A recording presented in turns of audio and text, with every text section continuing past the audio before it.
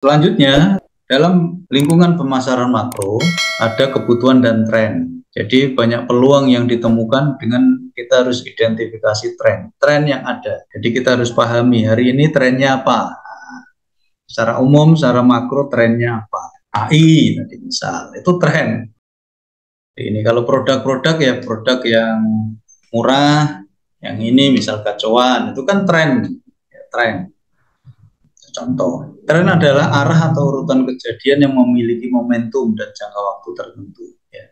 Biasanya kalau dia disebut tren, dia mampu memanfaatkan momentum. Kalau kemarin yang apa itu namanya, scream, ya, itu kan momentum dia. Oh ini butuh apa namanya harganya terjangkau, tidak terlalu mahal, makanya muncul itu AISE pernah kemarin. Tapi sudah mulai turun kan AIS.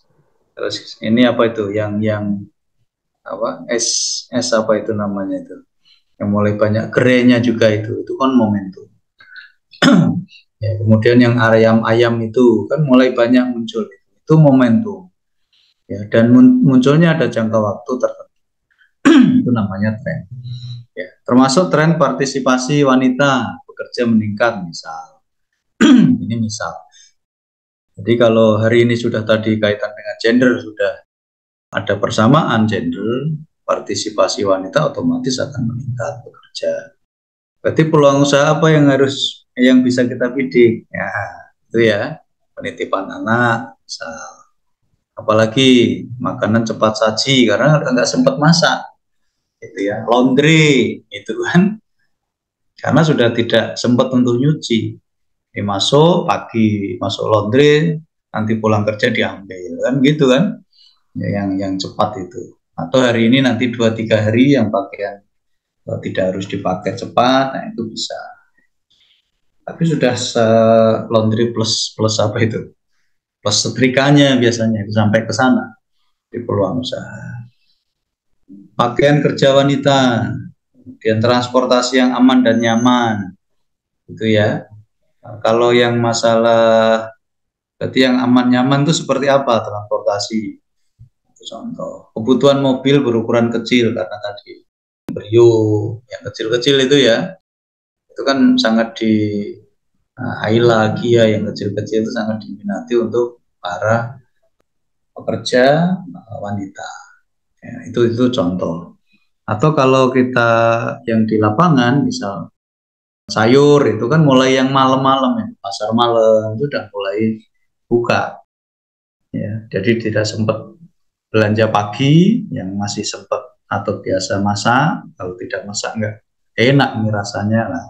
Biasanya belanjanya sambil pulang kerja sore atau agak malam, biasanya habis maghrib keluar dan seterusnya. Jadi ini adalah peluang yang harus yang kita harus bisa tangkap itu ya, trennya, peluangnya seperti itu. Oke ya itu.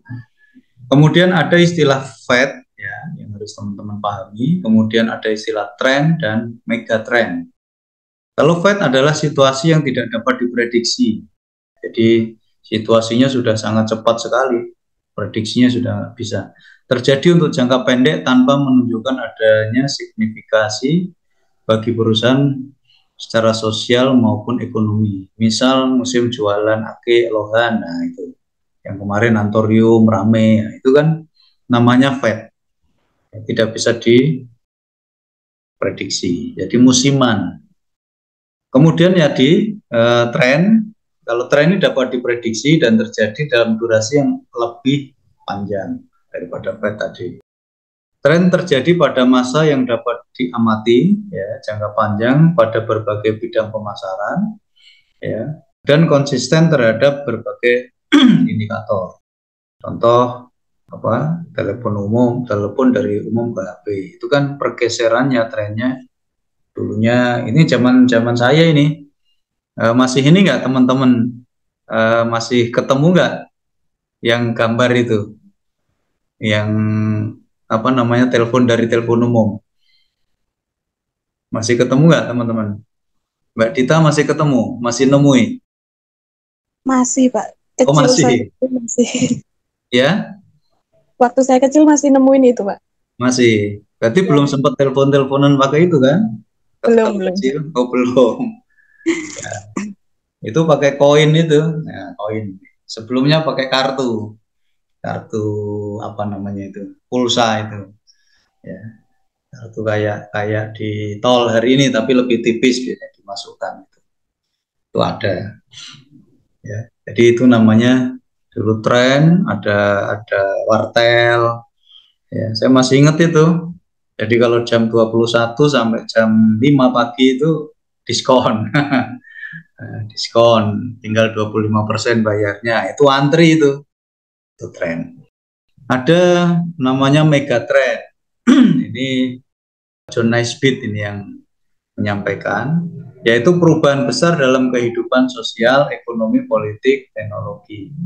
Terjadi secara lambat dan begitu terjadi akan mempengaruhi dalam jangka waktu 7 sampai 10 tahun. Nah, contohnya demokrasi, ya, kemudian gaya hidup global, usia, ya, kebangkitan sebuah tadi Pasifik itu berarti benua, ya, suatu tempat itu namanya megatrend, ya, perubahan yang jangka waktunya panjang, ya 7 sampai 10 tahun.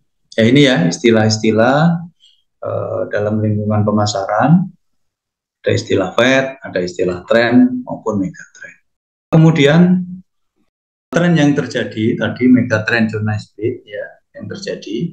Yang pertama booming perekonomian global. Kenapa? Dengan adanya globalisasi tadi, ya, semuanya serba terbuka, produk-produk yang dulunya kita tidak kenal, sekarang cepat sekali. HP itu dulu paling murah 1 juta itu Sony Ericsson itu udah susah itu dulu juta dulu nilainya tinggi. Ya, kalau sekarang tinggal pilih kan dengan berbagai fitur yang luar biasa. Ya. Kebangkitan seni ditandai oleh kebangkitan seni, galeri-galeri muncul dan seterusnya itu di abad 20. Tumbuhnya pasar bebas sosialis mulai, ya, gaya hidup global dan nasionalisme budaya. Gaya hidup global terus mulai kelihatan, oh tas yang merek Hermes misal, ya, kalau di mall-mall itu kan kelihatan itu kere-kere yang ada kelas menengah ke atas dengan gaya hidupnya, ya, yang mengglobal. Oh ini buatan dari sana. Bangkitan Asia Pasifik tadi, dekade kepemimpinan wanita, ya, yang dulunya yang mimpin itu ya pria, gitu ya. Tapi ini sudah mulai.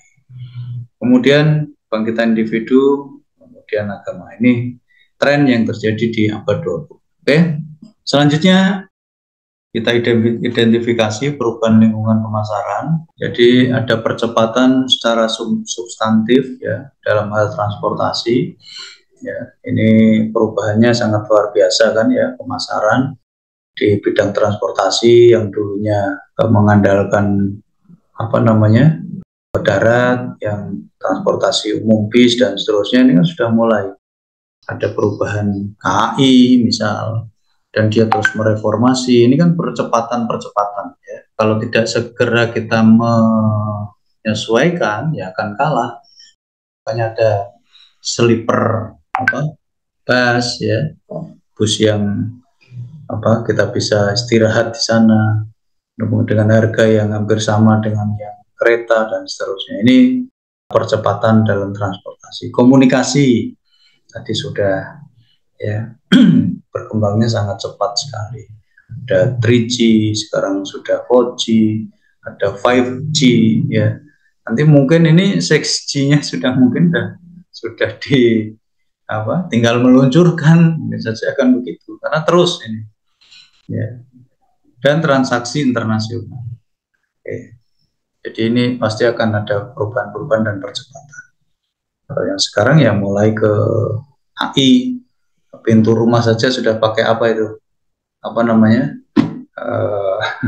Tinggal dipencet-pencet itu dan nggak usah pakai kunci. Itu ya, Mas Solikin ya, nggak usah pakai kunci. Apa itu namanya? Ya. Jadi percepatan di bidang teknologi cepat. Kemudian perubahan manufaktur yang efisien. Ya, ini yang harus kita buat. Karena apa? Dengan efisiensi yang dibuat, biaya produksi akan rendah.